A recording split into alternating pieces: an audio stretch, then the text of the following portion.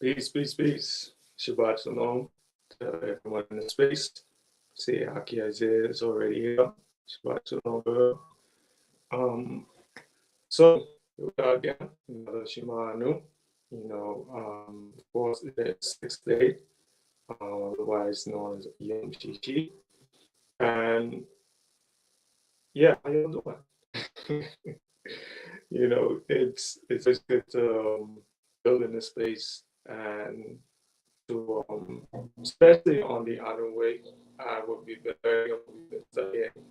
Um, and I'm always feeling that we're stronger each time we meet, So without further ado, of course, we want to give thanks to the Most High Yah and give thanks and acknowledgement to Chief Yuya, who um, who is the author of this text and who has painstakingly, you know, instructed and coordinated the space for us to share and build on good culture, and getting right. So peace, Sister Yolanda, peace, Brother Lou. So I'm going to be with a reading of the preface. Let me make sure I turn off these notifications. Okay. So, yeah, this book is not to be read once. Read the words of this book of knowledge and wisdom aloud. Discuss the convictions of this work with your Anu brothers and sisters. Share this information with your people. This publication should be read daily. Every line in this book can be taken out of context and studied on the strength of its own potential. The truth is to be deliberated. Right? So for those of you who may be, new to this space, welcome. For those coming back, welcome, all the same. And what we're doing is we're breaking down the text, the Anu way, which is a doctrine and a way of life, penned by Chief Jacob, Peru, Yuya, Sananu. And we basically build on culture. We've been taught a lot of erroneous culture, a lot of things that keep us weak. And a lot of times we just say, we need to do better, we need to get together and do something. It's usually broad statements like that, usually surrounding like tragedies or something that could have been avoided by proper planning or righteous living. Peace in Manaya, peace on the radio. So yeah, usually you would have someone saying, we need to do that, or we need to stop doing the wrong things. But when we get information, we get, what the right thing is to do, we stop, we didn't hear it. We just keep pushing through, until the next tragedy hits, and then, we need to get together, we need to do better. So we're here to do better. And deliberating on this text and this information that we've been given, it definitely helps us to improve. It gives us something to aim for. Peace on cruise. I'm cruising the place. Yes, I'll go ahead and read the paragraph that we're building on tonight. We are building on entrepreneurship, right, which is so important for people who want to live a life that is more sovereign and, more free. So the movement towards an entrepreneurially based economy is key to the effort towards our mental liberty on this planet. One of the easiest ways to enter the sphere of the entrepreneurial domain is by peddling a particular product or service. Maintaining a retail shop is an easy way to enter into is an easy entrance into free enterprise. We must be the founders of companies. And of course, when I read that statement, my signal is off. I'm going to make it better. Tell me, is it still off? And I'll keep going because I got nothing. Peace out, peace to you, yeah. Yeah, let me know if it's choppy or matrixy. I'll see what I can do, if I can do anything. Yeah, so mental liberty, right? We're talking about moving in a sovereign way. The entrepreneurial pursuits, right, that we're encouraged to go ahead and engage with or embark on. It can sort of be daunting when you first think of it, because at first it's like, well, I could do this and I could do that and I could sell this, and then the more you deliberate, the more you start getting questions. Sometimes it feels like someone's poking holes in your ideas. Well, how are you going to do this, or did you ever think about that? And you may take it as sort of an offense at first if you don't respect the process of actually being an entrepreneur, which a lot of people use the word a lot, a lot more often nowadays. So it's easy to um, sort of like love or um, friendship, certain words that kind of lose their weight and value because we don't know what kind of context to see it in. We see it in the context that we're told we should see it in. And you don't feel it. What you're hearing and what you're feeling is different, you know.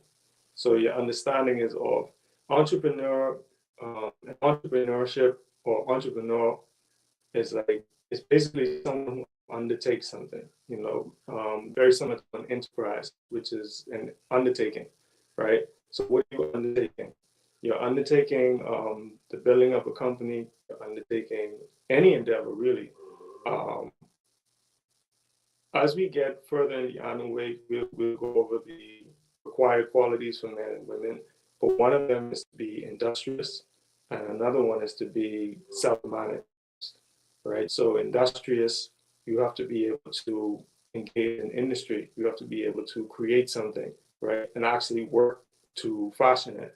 And someone who's self-managed means whatever you create outside of you is going to reflect, your ability to manage yourself.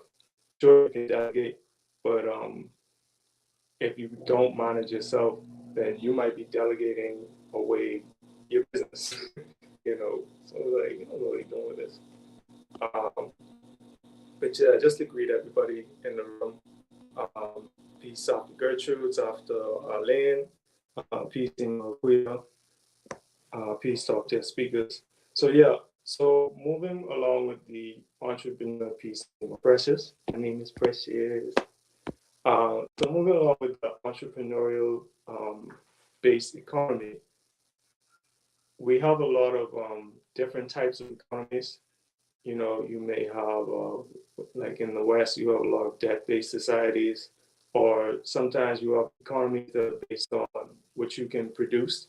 You may have an agricultural-based economy, or you may have, like, back in, a few hundred years ago, even today, you may have a slave-based economy, whereas like all of our funds are based on free labor.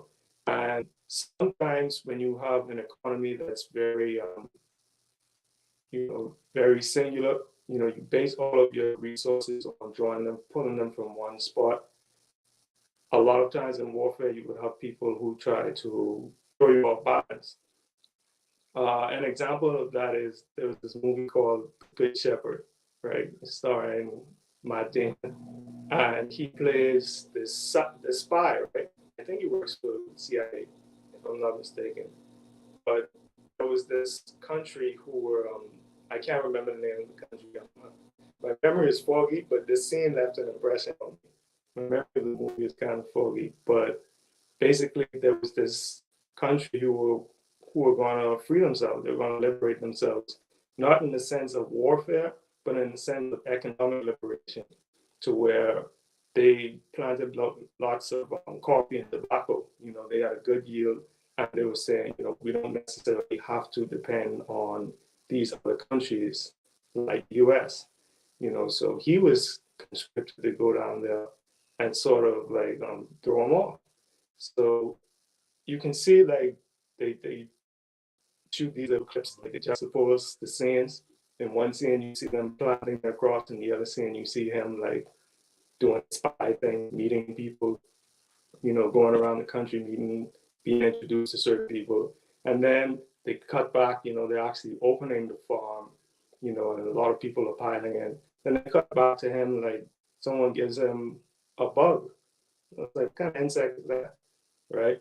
And then he's like, yeah, this one will do, And then they flash back to the grand opening of the field and all these people rejoicing because of the economic liberation. And then you realize the bug that he was looking at was a locust. And they basically just let loose a whole horde of locusts on this field. And boom, there goes economic freedom, right? So I say all that to say there, there's definitely a level of strategy that needs to be looked at when it comes to economics, especially since at the beginning of this chapter, the um, the chapter that was referenced in the 14 keys was cooperative economics, right? And it dealt with being able to manage your homestead. So if you don't really manage your homestead, or if you can't really say that you have a mind that is really geared towards what it is that you're doing, geared towards sourcing all of the things that run your home, like electricity, like water, all the funds that come in, then you don't necessarily have full control over your homestead, you know. So that mental piece is important because the movement, any type of movement begins in the mind. The movement towards an entrepreneurially based economy, it starts with your mind. You have to take stock and see if your mind is free, if it is in change, and what kind of change it's in. So understanding what kind of economy you're operating from is like one of the first steps you could take. So that's my first question. Like, what is your economy based on? Where do you draw the bulk of your funds from, and how are you working to make sure that that's actually beneficial to you? That it's actually sustainable, because it might just be like that field of tobacco or the field of coffee. You might get one swarm of locusts and you're rock bottom. So that's one of the things that I wanted to ask. Even if your economy is based on the value of your ideas or the power of your imagination, that no matter what happens, you can always count on your mind to create a way. You can always count on your ability to look around and see opportunities and seize them. So you don't necessarily have to rely on a particular thing in this space, because your mind is where you're drawing all of those ideas from. Okay, so Chief Yuya says globalization is in effect. It's commonplace for businesses to demand global rules that are considered uniform around the world. This allows the exploitation of resources, repatriation of profits, etc. I sat in on, I think I was paying for a ride from from a friend of mine, and he was in um, he was in one class. I think it was a business class, and we were talking about free trade versus fair trade, and I didn't know what they were talking about. So um, I heard them out, and I was like, well, why is there any distinction from between like, can't they both work? You would they were talking about certain restrictions that were placed, and I was like, why can't I just work on a case by case basis? Why does it have to be like everybody has to do it this way all the time? You know, um, I had always like saw, I had always seen like certain types of I don't want to say standardized practices as kind of a double-edged sword, because on one hand you have like balance and you have a certain sense of uniformity, but there's also a level of rigidity that can sort of halt or stunt the growth of a business or a company. And that right there can sometimes be the difference between a business and a hustle, right? Because I was used to hustling. Like, why I got to do it that way? I'll just, do it this way over here. I don't need to go to someone to give me permission to sell sell something. I'll just sell it.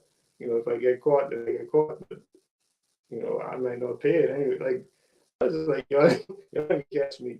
To tell me I need to get permission from you. So okay, Chief gives an answer. He says, my economy is based on production rather than consumption. Producing goods and services establishes an economic base that employs others. It also brings income from outside my community. Yeah, yeah. Peace, Aki Hamza. Yeah, that's how many countries can bring in a lot of revenue that build up their country. You know, yeah, you may have like you can say with I like anime. You could say anime, they export that, right? That's a resource that they export, and they use a lot of human resources in order to pull that off. So even though it's something that I enjoy, there are other companies where there are companies where people like almost work themselves to death. Like they live in their offices. Talking about Japan, you know, they sort of live in their offices. Um, TPS said, yeah, when business practices are standardized like that globally, it ignores local culture, currency, and proper entry and exit practices. Yeah, culture is a big one. Um, it's big because I've seen a lot of people like change their culture in order to conform with the standardization. Um, I think you had brought this up before, Chief, in terms of just people going to work with braids on. You know, there was a time when braids were frowned upon, like you couldn't go to work unless you had a perm, because it was deemed unprofessional, right? So it's a small example, but even doing things in a way that people consider it to be standard practice, it may take you out of your culture a little bit. Sometimes in a way that forces you to adopt new strategies, but in other ways it can stifle your growth because sometimes it's nonsensical. Yeah, so when we're dealing with these types of practices, it may be difficult to get into it right away. It may seem daunting. I gotta pay this, I gotta do that, I gotta legislate that. So one of the easiest ways you can do it, enter into that sphere, is just by peddling a particular product or service. I started out with products and services. Um, my first product was CDs. I think I was in high school, but I used to just write me a list of the songs, and I would just take them home, burn the CD. I think the blank CD cost $1. I used to sell them for 5. So that was like my first quote unquote business. Just selling burnt CDs, but it teaches you like demand and supply because as soon as people start realizing they could just pirate the music themselves, like, business dropped. No one was really using CD players anymore. They were using iPods and iPods. So that was like, short-lived business. But it was a business. You know what I mean? But was it, or was it a hustle? We'll realize later on down the line that businesses actually employ people. So I didn't employ anyone. I barely employed myself, but I did provide service. You need me to do something for you, I'll do it. Of course, after that, my other service was I did portraits for people. I used to sell portraits and do murals. So it was a service. And I didn't necessarily have a business mind for it. So I didn't know like art is something that's very difficult to price. It's very subjective, piece by piece. Like you can try to standardize it as much as possible. This is like one of the other reasons why it's difficult for me to get wrap my mind around standardization because I was dealing with such a subjective product, as opposed to other things like just peddling small things. My brother and I used to peddle stuff out of the house, whether it was food or, you know, um, snacks or sodas or stuff like that. And you can sort of predict you can predict what your turnaround is going to be, but the downside to that is inflation. Like you learn about inflation when you're peddling or when you're giving out a certain product or service. You learn that prices go down and up. Shortages happen, shipping delays happen. Um, all of these things have an effect. One thing that may cost you like $30, for example, something that costs us like $30 from the wholesaler. I think there was a particular there was a shortage, went up to $60. So okay, I'm looking at this one, but it also teaches you inventory. But then, like something as simple as that, you learn basic design principles just by studying. Today's mathematics is understanding. Knowledge is number one. Number one teaches you um, it's sort of like what, the number one teaches you the knowledge, then you have wisdom, which is the application of knowledge. But understanding is what you get after you've applied knowledge, you know, and you don't get understanding like in the preface, understanding is an earned perception. You don't get an understanding of how business is run or how to be an entrepreneur simply dreaming about it. You can watch as many YouTube videos as you want to until you actually, get into the motion of selling it. The more granular details, they're kind of lost on you. So you don't even get the full value of those videos that you watch of the people that you speak with. As you build yourself up, you're able to have more intelligent conversations. Chief, you just said selling the portraits is interesting because it's so specialized. The price, to price it, you have to almost template your art and make it exactly like fashion. Yeah, yeah, that was annoying. For years, I struggled with pricing, and then it wasn't until I got older that I realized that everybody struggles with pricing. Every artist I've ever seen an interview with or went on their page, they struggle with pricing. They came up with like pricing systems, but it was sort of like, okay, if I win or I lose, at least I know what it costs. So if someone asks, how much do you charge to paint someone? How much do you charge to draw someone? It's like, all right, here's my price list. And then you can start asking questions. What do you want? How big do you want? How many people do you want in it? And you start giving them certain instructions. Make sure the picture is high definition. It helps to streamline, again, your practices. So you know what questions to ask. How you want to go about doing it, and that's important because you build a system that way. Your system gets built, and you don't have to work as hard. Someone used to ask, if someone asked me that question, I would know, you know. But after a while, I had to just narrow it down. What exactly is it that you want me to do for you? This is how much of my time is going to take. This is how much it's going to cost you. Oh, that's too expensive. Well, that's how much it costs for me to do it. So, there it is. Brother Hamza says, my current economy is established on being gainfully employed and using that exchange to fund my hustle/business. Okay. Do you have hustles outside besides business, or are you equating a hustle with a business? Wait for that response. Naya says, I've had hustles selling cakes and other desserts. I'm braided hair while working a job. I still have a job.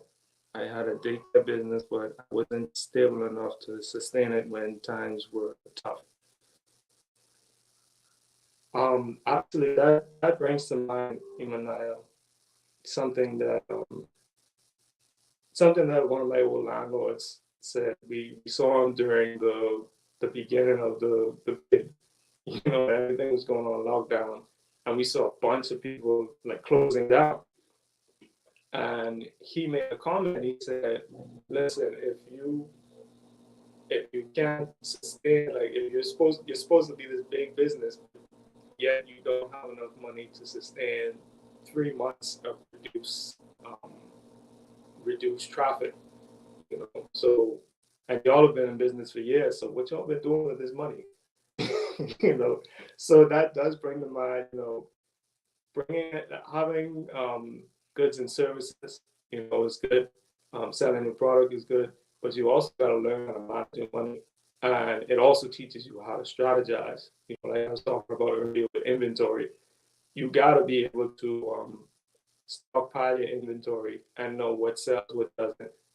All of this is like a job, and it's not a job, it's an undertaking, right? Because this is what I'm going to do, and I'm accepting the responsibility for carrying it out and ensuring that it's done effectively and yeah, effectively. Brother Hamza says, I'm quickly learning the hard way of what it takes to be well established professional. Oh, okay. Okay, I didn't see this one yet. I'm quickly learning the hard way of what it takes to be well established professional versus hustle mentality. Yeah, yeah, it hits you different when you bring up the idea of hiring someone else. That definitely adds another level to it because you may feel like, I'm doing it. I'm out here, I'm making moves, I'm selling stuff, and people paying me for it. You know, but sometimes you're just winging it. And it's difficult to tell how much you're winging it until you have to train someone else and explain your process to them. And you start getting frustrated because it's like, I never really had a process. Like people would ask me for stuff and I would give it to them, but I can't, like people are cool with me, but I can't necessarily transfer this responsibility to someone else and tell them to do what I did because it's uniquely based on the way that I move. How can I set up a system to where someone comes in, I can still be, of course, I can still be personable and I can still have rapport with the person, but the way that I do business with the average customer isn't based on how friendly I was with them before or how friendly I am with them now. You know, you may you may be good at haggling. You may be a good haggler naturally. You may be able to argue a price up or down. But what are you going to do when your protege or the person who's working for you it's a snag? They have to be able to come to you and say, well, this is what I've encountered. And you have to be able to say, okay, if that's what you encountered, you can do this, this, and this, you know, or you can tell them, this is what it takes to survive in this business. So it's almost like taking on, if you're just starting out and you're just hiring your first person, sometimes it could be like having a student because you have to teach them how the business runs. And you have to make sure that when you're not there, you can actually just look at the numbers and be like, okay, this is off. Not that the person is stealing, but they may be doing it incorrectly. So that's an extra layer of responsibility there as well. But the payoff is really great because once they know what they're doing, you don't have to be there. Which is the beauty of a business. You don't have to be there for it to run. Imo says, my current economy is teaching classes and creating healthcare courses. I also offer case management services. Okay. Response to the question. Yeah, I didn't see the other comment earlier, Brother Hamza, but I'll read it. Both Master Mendelek I'm working on a business, but I also hustle produce, watermelon, corn, mangoes. And Chief says, so if you lost all the farming jobs, cakes, breeding classes, and case management services, you would no longer have an economy. Yeah, yeah, that was the point I brought up earlier with the locusts. Even thinking back to um, when Yosef uh, and Yakub, when they were Yakub and his sons, they had the famine, and Yosef was over Egypt, and he was basically like, you gotta stock up, for 7 years, and everybody else was out of food, but there's corn in Egypt, so let's go to Egypt. But having foresight is a valuable economic economic tool or economic asset that you would definitely need. I think I heard somewhere, I can't remember the amount of time, but basically there is an amount of time that passes where the information you get is going to be obsolete. So the way that you're moving has to constantly be evolving. That's another responsibility of entrepreneurial mindset. It's an undertaking.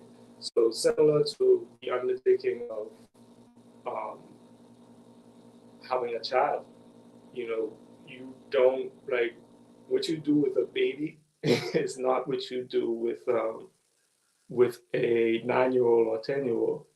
They start crying. You don't just pick them up and start shaking them until they stop.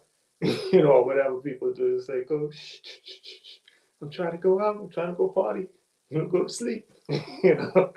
Um, yeah, it's not what you do with a baby. So you have to constantly evolve. And even what people did with preteens 10 years ago, or what you would expect from a preteen 10 years ago or 20 years ago, you don't expect it from, you probably can't expect it from those who you encounter today, and vice versa. Like you can't necessarily, or you don't expect a child from like, well, depending on where you're from, but I wouldn't expect a 10-year-old from the 1990s, in 1990 to curse out a random stranger, adult stranger, you know. It's just not, it's not done over here because everybody's gonna beat you. You'll get beaten from the people who saw it. They call your parents. They'll beat you. You know, on separate occasions. Everybody, everybody's in. Everybody's in on it.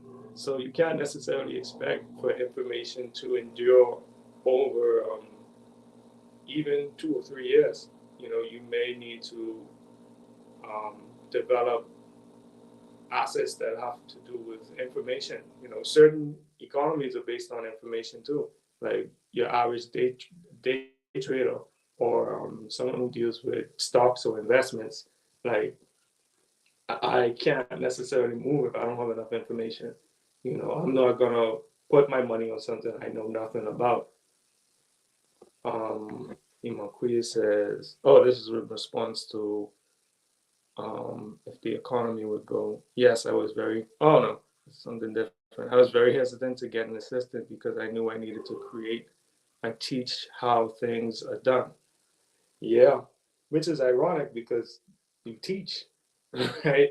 So it should have been a no-brainer. But now you have to teach something that you may not have necessarily gotten as a complete body of information from someone else. But the Hamza says, okay, absolutely, Chief. Every day, and feeling that pressure, it's becoming more real. Chief Yuya says, what I'm getting at is your economy is not based on those things, but the intelligence and relationships that drive those things.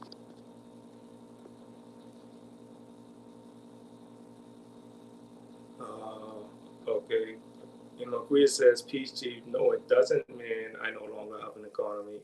I have something in place to sustain, but perhaps the economy would be broken. Okay, so is the thing that you have in place to sustain, is that what your economy is based on? But before I even ask the question, I just refer you to the above comment. Let's see. Yeah, so this was my question. You know, have you ever sold a product or offered up a service? What was it, and was it effective? Right? So, is it something that's effective? Like you got something going on like Amazon, or was it like my CD business that did not live? um, Chief says your economy can be based on goods and services, but not the actual goods and services. Your economy can be based on goods and services, but not the actual goods and services. Okay, so it doesn't necessarily have to. Does Are you saying that, for example, if I sell headphones, right? It's a good, but my economy isn't based on headphones. It's based on selling goods. Headphones like just fall under that category, but they don't necessarily have to be the base of my economy. Yeah, the CD business, Imoquia. Yeah, but yeah, Imoquia says her economy. She had taught stuff. Okay, so Aki Hamza is saying our relationships greater than tangible items. Yeah. So yeah, have you ever had a good or service? What wasn't effective? Of course, I had the CD business. I had the mural and artwork business as well. But again, it was like a service that I was providing. Was it effective? No, not as effective as it could have been, because it was just something that I did to supply. Um, we just thought of a poverty last round. It was something that I did to supply or try to soften the blow of poverty, as opposed to using it as an actual springboard to do to make it profitable. You know, it was something that was done as a hustle. And that's a different. That's another difference between a hustle as well. Like you can hustle just to stave off poverty, or you can start a business to work towards wealth. Um, Chief says, I have sold more things than I can remember and care to mention publicly. I have had some wins, some losses, more losses than wins. It's all in the sport of business, though. Yes, Brother Hamza, go walk up to a Chinese restaurant and tell them you can provide them cheaper chicken. They will look at you like they don't understand a word. You have no relationship tie. Yeah, yeah. And that goes back to being able to build rapport with people. You know, there have been some cases where I worked with some people and they trained me to do what they did, but I didn't have any rapport with the customers. Um, we didn't have the same personality, so I did eventually build rapport with the more with the regular customers, but it wasn't the same type of rapport that he had. I was like building the relationship from almost scratch. I won't say it was from scratch because the knowledge that I was using was the knowledge that I had, been trained to study and learn, and utilize. So in that sense, I still had to build my own relationship with them just for them to trust me. Before they even say good afternoon, they would ask me. It wasn't until trust was built. Trust is built over um, it's built over consistent, like being able to prove yourself consistently to be able to do something. So that's how I build my rapport. And it's like, oh, okay, can you do this for me? And eventually I had to train someone else, and they did the same thing to me. But he had a different style of communication too. So he built a different sort of rapport. You know, he was actually more friendly. So yeah, the rapport you build with people it can vary from person to person. It's just being what you are and being able to speak to their needs, but also being able to have foresight. I can provide this thing for you, but I have to have the wisdom and the foresight to be able to say, I know you need this thing, you know, and I know you're even like I have to make sure that you're also comfortable with working with me. So I may have to start small and build up, that sort of thing. Queer says, "Oh, I'm sorry, I didn't know you were saying you had a CD business. I thought you were giving an example to be funny. I was, and I was." um, Soft Lane says, whenever I needed to make extra money, I would sell dinners. I would take orders, and I always sold out. Yeah, but again, it's like a hustle because it's not like a stream of income. It's I need to make extra money, meaning you have like an amount of money that you've already capped yourself off at. And anything other than that, it would be extra.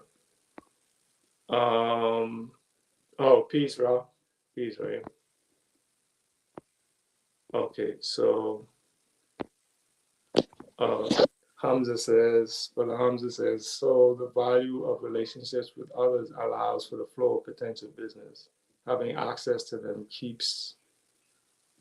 help keep me established. Helps keep us established. Yeah. Chief US says, I always had trouble doing one-shot ventures when I needed money. I tend to fall back, clear my head, and figure out a way to earn repeated cash flow. One-shot thinking takes me to a top place. Oh man, I can I can relate. um, Rukia says, yes, this is the same with my assistant. She had to build rapport as well. Yeah, yeah, man, for sure. Um, but yeah, maintaining a retail shop is also an easy entrance into free enterprise. You know, and this part is very crucial because it made me think of foundation, right? So earlier we were talking about what your economy is based on, and in order to be the founder of a company, you have to have a very solid economic base, but you also have to have the skill of forming relationships, because it's not just you. And that can trip people up a lot too. Sometimes there's a lot of ego involved, and everybody wants to be like Scarface, like me and that floats around when he's sitting in the hot tub, and he basically just pissed off the two people who are closest to him. you know, that's okay. Now Quello should love me again. So Elvira walks out of the room, and then he pisses off Marty, and he walks out of the room, and he's like, "Who put this thing together? Me." you know. So a lot of people want to be like that, sitting back, um, smoking a cigar, watching TV, fly pelican, and they don't necessarily want to. They don't want to cite the people who helped them to get where they are, because they feel like it'll somehow diminish, you know, their rags to riches story, or their self-made man or self-made woman or boss bee story or fantasy that they have in their head. They want to say, I did it all myself. Nobody helped me. When I was down and I was in the gutter, nobody called me, so y'all better not call me when I'm up on top. All of that. But yeah, you definitely need other people. You're gonna need Jagnus. You're gonna need people who know what they're doing, people who have experience, in that field. You don't just look at a product and know exactly how it's to be sold, who to sell it to. Like, all of these things are things that you have to go and find out. And that can be sometimes one of the things that scares people away from being entrepreneurial, because of all of the legwork and all of the information gathering that you have to go through, and just the trial and error of it. You try something, doesn't work. Um, you have to decide whether to scrap the idea or to, you know, sit back, re-strategize, try a different approach, try a different market, or you can just do research and be like, it's not worth it. However you go about doing it, we all have sort of different entry points because we all have different types of temperaments. But the retailing and having a service or a good is an excellent start because you learn those basics. You take your lumps with something that actually it might be bringing in a profit, and like you would be in a good place if you realize I'm not making as much as I should be making, and that may spur your drive to education. I need to learn more. Um, okay, Queer says Peace Chief is a one-shot venture, like making quick money. I'll let Chief answer that. Sovereign Eat says my economy was based on services and a product. I am learning the value of networking and relationship building, and this is key to sustaining business. Education is the first investment. This is true. This is true. Julia says people often buy items because of how they want to relate with a person or group. Consider artists selling merchandise like T-shirts. Patrons who patrons want to show their relationship to the artist. Yeah, there's a couple of ways I've seen that manifest as well. I've seen certain artists who have like really big followings, and they start putting their artwork on T-shirts and it sells. In terms of visual artists, and then of course you also have like musical artists like bands or stuff like that. And like I don't know, every time I go to the States, I'd be hard pressed not to see someone in a Metallica T-shirt, you know, or a Nirvana T-shirt. Yeah. Brother Lowe says I was bending. It was cool when I was a kid, but when the stadium owners put in policies to put a squeeze on that, it became less effective. Yeah, that's gotta be annoying, right? But yeah, it lets you know where you can go to establish yourself more. But that's one of those situations where something comes up, and you realize that you can either sit back and re-strategize, or you can drop the idea completely. You know, it's very interesting when I think about the answers that I'm seeing because I was always so used to the idea that businesses only make so much with a limited amount of people. This is me thinking about being in a small country and seeing people make it. They make it work, and seeing people who don't necessarily make it work. And people who usually make it work, they're the ones who are really good at like marketing. The marketing is on point. The people who really, really make it are the ones who provide a very quality service, quality and reliable service, and their marketing is on point. Sometimes you have really good marketing and a garbage product, and people try to convince themselves that the product is good because they really bought into the marketing. Um, okay. One shot could be selling bean pies at an event or doing a car wash. Um, it doesn't necessarily mean money that comes quick. Okay, cool. So I'm glad I didn't respond to that one. Yeah, so there you go. Cleo. She says, I feel that way sometimes. The services offered makes decent money. Yet I'm bringing, yet I'm bringing the service. But hold on, let me read this again. I feel that way sometimes. The service offered makes decent money, yet I'm bringing the service, but it doesn't make a true entrepreneur. I want to hand it over to someone else to manage. Okay. Well, remember, entrepreneur is someone who undertakes something, right?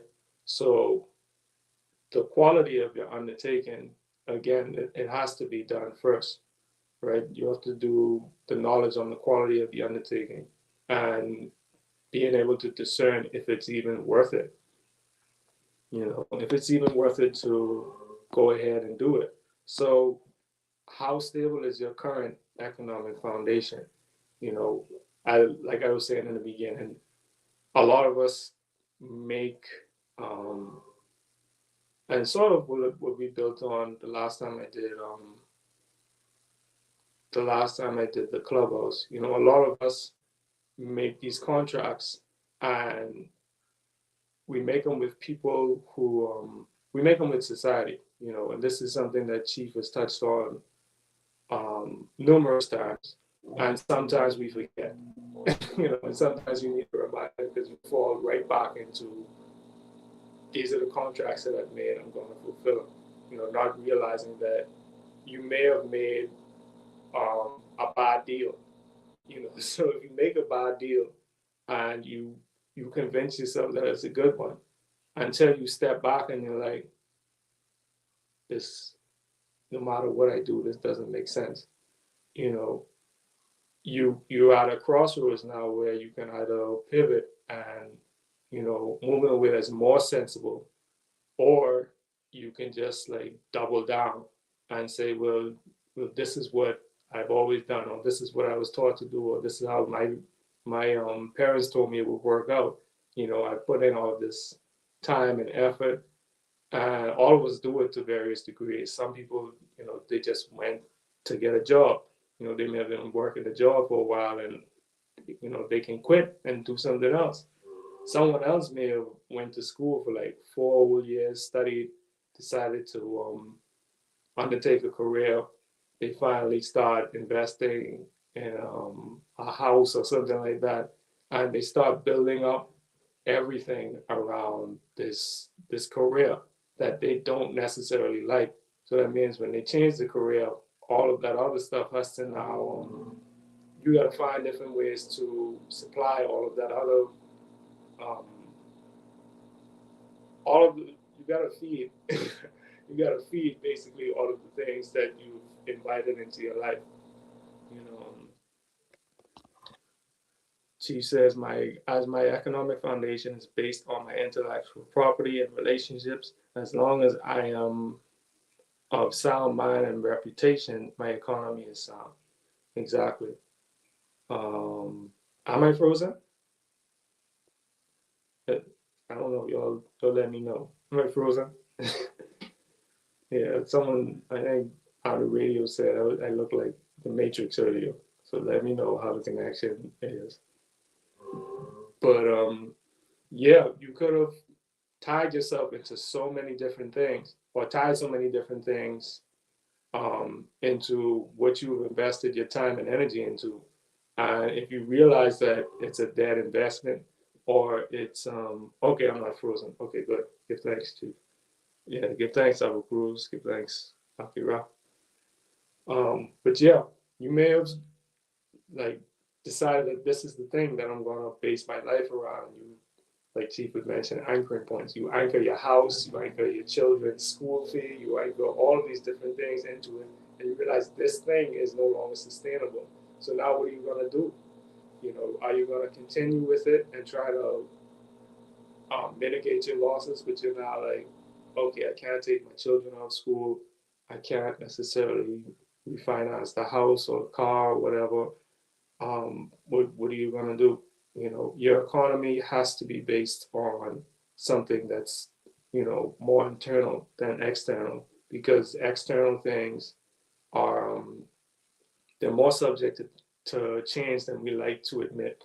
With the internal, you can realize something needs to change, and everything else can evolve with it. But sometimes the internal is just as bad. Your economy may be based on um, you being a jerk, but it's only gonna bring in so many people. You know what I mean? So sometimes